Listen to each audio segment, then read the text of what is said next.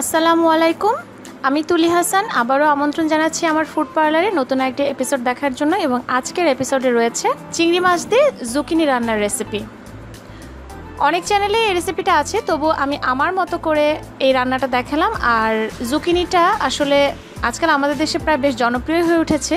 এটা বাইরে থেকে দেখতে অনেকটা শসা এবং কাঁচা মিষ্টি কুমড়ার একটা মিক্সড ভার্সনের মতো, বাট ভেতর থেকে কিন্তু এটার স্বাদটা অনেকটাই লাউয়ের মতো। তাহলে চলুন দর্শক দেখে নেওয়া যাক এই রান্নার প্রসেসিংটা।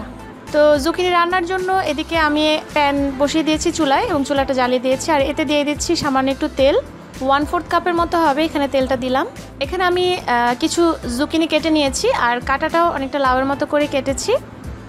আর এদিকে নিয়েছি আমি চিংড়ি মাছ মাঝারি সাইজের, খোসাটা ফেলেনি, আপনারা খোসা পছন্দ না করলে খোসাটা ফেলেও দিতে পারেন। দিয়ে দিলাম 2 টেবিল চামচ পরিমাণ পেঁয়াজ কুচি। এবার পেঁয়াজটাকে হালকা একটু ভেজে নেব। পেঁয়াজ ভাজা হয়ে গিয়েছে, এবারে আমি চিংড়ি মাছগুলো দিয়ে দিচ্ছি। আমি এখানে আধা কাপ চিংড়ি মাছ নিয়েছি, আপনারা জুকিনির পরিমাণ অনুযায়ী কম বেশি বুঝে নেবেন। তো এবার মাছটা সহ একটু নাড়াচাড়া করে নিচ্ছি যাতে করে মাছটার একটা যে কাঁচা ফ্লেভার থাকে সেটা চলে যায়।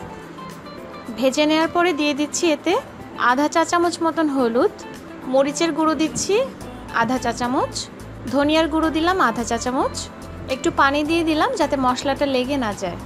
এবারে আগে থেকে কেটে ধুয়ে রাখা জুকিনিগুলো দিয়ে দিলাম আর ভালো করে নাড়াচাড়া করে মিশিয়ে নিচ্ছি।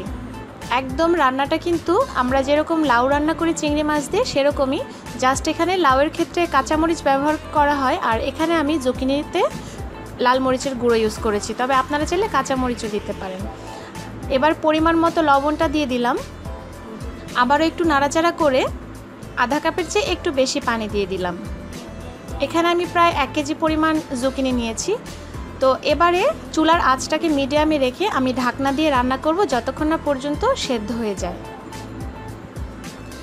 তো এখন কিন্তু জুকিনিটা সেদ্ধ হয়ে গিয়েছে, এতে আমি কয়েকটা কাঁচামরিচ দিয়ে দিলাম আর দিয়ে দিলাম ধনেপাতা কুচি, 1 চামচ চিনিও দিয়ে দিচ্ছি, এটা অপশনাল, আপনারা চাইলে দিতে পারেন, না চাইলে স্কিপ করতে পারেন।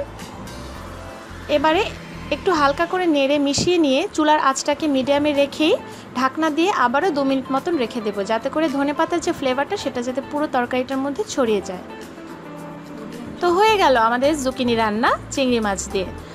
আশা রাখছি আপনাদের কাছে অনেক সহজ আর ভালো লেগেছে, আর আপনাদের ভালো লাগলে আমার সার্থকতা। আমার রেসিপিগুলো যদি আপনাদের কাছে ভালো লেগে থাকে তাহলে আশা রাখছি একটা লাইকের, আর সেই সাথে অবশ্যই শেয়ার করবেন আপনাদের ফ্যামিলি এবং ফ্রেন্ডসের সাথে।